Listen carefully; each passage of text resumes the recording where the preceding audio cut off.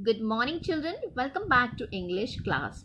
As we know, children, this is a week of revision for you. So, we are back again with one more wonderful lesson for you. And the name of the lesson is Traveling with Grandfather Zoo, written by Ruskin Bond, which is lesson number 6. That's right. So, now, children, we will be doing a quick recap of this lesson. As you know, the story is really amazing with a beautiful climax, right? So we will start with the story and the summary of the lesson. So now children, we will quickly start the summary of this lesson. As we know, children, the narrator is narrating the story over here. And who is the narrator? Yes, it's Ruskin Bond. The narrator, his grandfather and his grandmother are on their way on a train from Dehra to Lucknow to his aunt's place. Now, as we know, narrator is traveling with grandfather and grandmother on their way from Dehradun to Lucknow to visit aunt's place. Traveling with them is a menagerie of pets. That means collections of wild animals. So who are they? Let's check out. A squirrel named Chips, a parrot named Popeye, a teenage tiger named Timothy, and a python who had smuggled itself into a lunch hamper. Now Popeye is aggressive early on. Chips manages to socialize with all, and Timothy is a perfect gentleman throughout the journey. In a while, grandmother dozes off. Soon after, the narrator and grandfather feel hungry and expectantly attack the tiffin basket. Then let's see what happens. Grandmother had packed apples, ham sandwiches, boiled eggs, a roast chicken, and gooseberry pie. Upon opening the basket, they are met with the sight of a well-fed python. They both tackle this calmly, afraid that grandmother will surely be mad at them, and argue they brought the snake purposely. They shut the basket and slide it beneath the berth. Around midnight, courtesy screams from panicked passengers. They realize that the python has reached the bathroom. So as we know, children, the python actually came out from the basket. That's a tiffin basket. Grandfather rescues it without making too much commotion.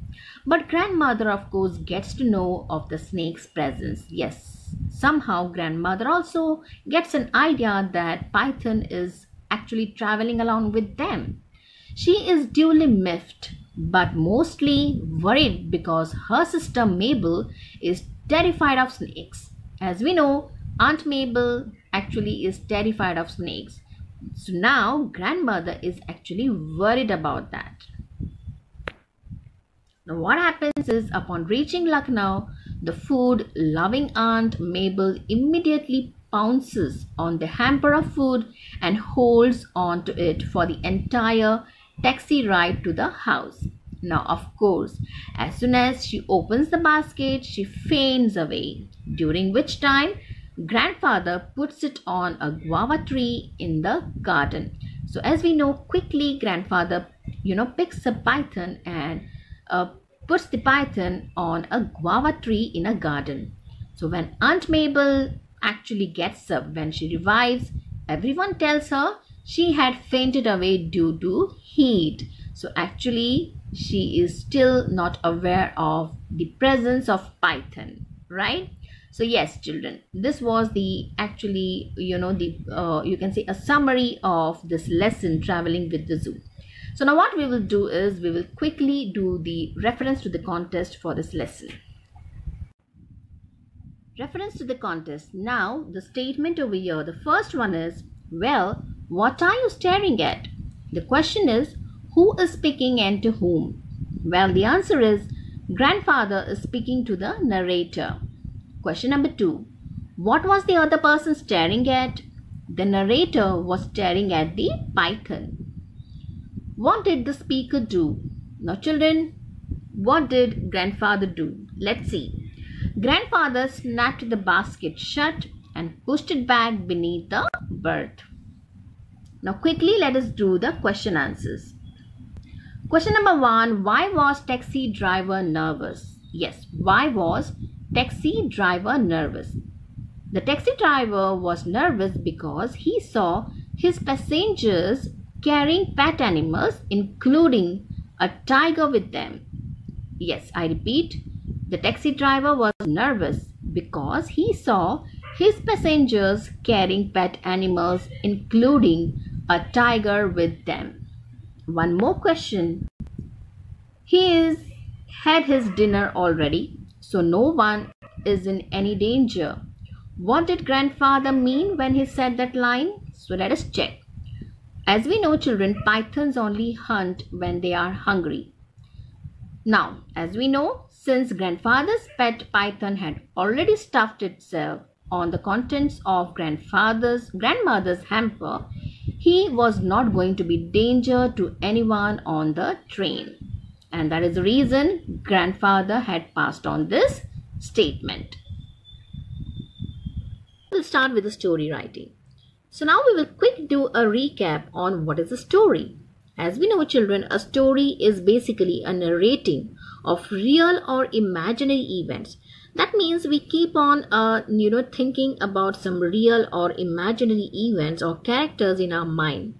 Now, children, what happens is when we keep on thinking about this kind of events or some characters, we actually come up with some new ideas and thoughts. And because of this, what happens is it improves our language skills and it also improves our grammar skills as well. Now, writing a story also helps us to practice the self-discipline, and it also develops the creativity in different aspects of life. So as we know, a story, whenever we write a story, children, and whenever we design a story, the intention is basically to entertain the reader and also give a wonderful message across. So yes, now what is a story? So a story is basically a narrating of real or imaginary events involving real or imaginary people. So a story is generally designed to entertain and or send a message across. Now children, how to develop a story from an outline. Now imagine that your teacher has given you an outline of the story. It's a wonderful story.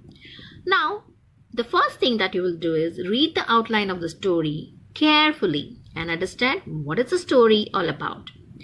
Then your second point is develop the points of the outline into complete sentence. So yes children, it's very important. First thing, carefully read and understand the story, and then start developing your own sentences from the story. Now let us go to the next point.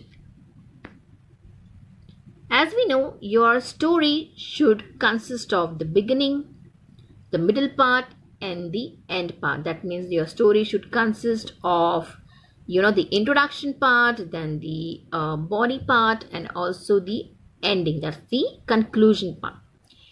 Now, it should also include some details, okay, to make the story very interesting and enjoyable for the reader. The reason is, children, we need to bring life to your story, right? So how can we do that? Only by giving the detailed information about the story.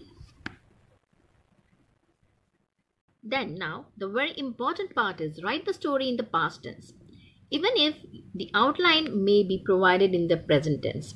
As we know, children, if the outline of the story is still in the present tense, you need to make sure that you are going to write the story always in the past tense.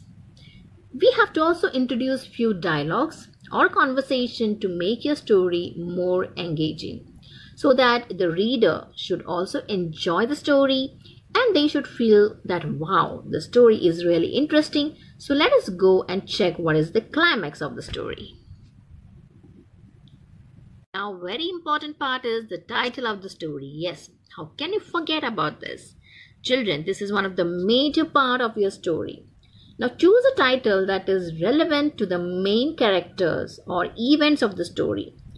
Make sure that your title is actually in relation or, in relation to the main character of the story or the event of the story. You are not supposed to give any wrong title to the story. So that make sure that whenever you write or give a title, the title should be very catchy, so that the moment the reader reads the title of the story, the reader should think, okay, this sounds good, so we will go ahead and read the story. So now children, here comes the proper format of the story. Now when you are writing a story, make sure that your story should be of minimum 150 words, max to max 200 words. Alright. Then the first thing is the title of the story. Now children, do not forget to write the title of the story, which is one of the important part. Okay. Now whenever you are writing the title, as I told you, your title should be very catchy. Okay. So make sure that the title is really wonderful. Then the next one is the beginning of the story. As I told you, your story should consist of some wonderful introduction. Now set up the action or the plot, give the proper background of the story that catches the attention of the reader. Okay. Make sure that your introduction is really catchy, so that the reader, while reading, they think that, okay, they are getting that curiosity to actually understand what is coming next. Okay. So build that kind of, curiosity among the readers. So for that, you need to have a wonderful introduction, right? Now, the next one is the middle part. That is the body of the story. Now children, whenever you are planning for a body, make sure that you are going to explain the incidents or the events properly with detailed information, and make sure it's going to be really more catchy, and you're going to grab the attention of the readers when you're writing this body of the story. Then the next part is the climax. Okay, that's the end of the story. That's the conclusion of the story. You can make the conclusion or the climax very happy, or you can make the sad, the conclusion sad, according to your story. You can say, the content of the story. So it's up to you what kind of climax or conclusion you want to give to your story. Then the next one is, children, moral of the story. As we know, and as we have already discussed, each and every story actually gives a lesson. Okay, teaches the reader something, gives a wonderful message to the reader. So for that, the moral of the story is really, really important and compulsory. So make sure, children, whenever you're writing a story, the moral is really important and it is a compulsory part of the story. Now, as I told you, the title, the format of the story should consist of the following. The first thing is very important, that is the title. Then the introduction, which is also called as the beginning of the story. Then comes the body of the story, that's the middle part of the story. Then comes your conclusion, that's the end, that's the climax of the story. And then the moral of the story. So this is the format of your story writing skills. All right. Now let us go to the next one. Now children, let us come to the picture story writing. Imagine that your teacher has given you a wonderful picture. Now the first thing is, you will observe the picture and describe the picture in the form of a story. Observing and just creating some kind of images in your thoughts, in your mind, is really important. Then you can ask the questions and you can note down the answers yourself to just check whether you are actually going with the same plot of the story which has been given. Then you have to arrange the answers in the logical way. That means you can actually make your own outline of the story by looking at the picture of the story. And you have to give a suitable title once again. So now, yes, whenever it comes to the picture story, the first thing is you have to observe and describe the story in your mind. You have to also note down the important points and you have to come out with some wonderful outline of the story. And then you have to give a wonderful title to your story. Now, whenever you're planning a picture story, as I told you in my previous video, that you have to ask the questions to yourself. Okay, the first thing that you need to ask is, where does it take place? Yes, where does it take place? Then, looking at the picture, you can ask the question, when does it take place? Okay, then you have to discuss who is the main character. You can decide in your own mind who is the main character of the story. Then, what is the main character doing in the story? This is very important plot. Yes, what is the main character doing in the story?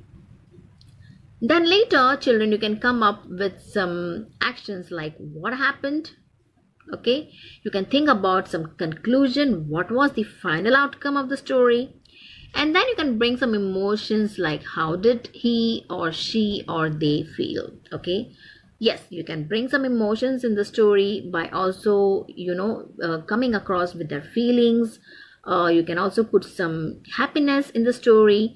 You can also add some kind of dialogues or conversation to make the story really you can bring a life to the story. You can make some kind of a reality. You can form a real picture, a real event, and you can bring this particular event or picture or images in front of the reader who is reading the story.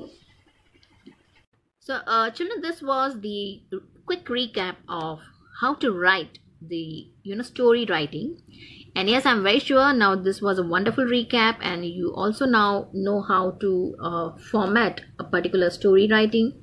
What is the format and how to go ahead with the picture story, how to plan a picture story as well. Now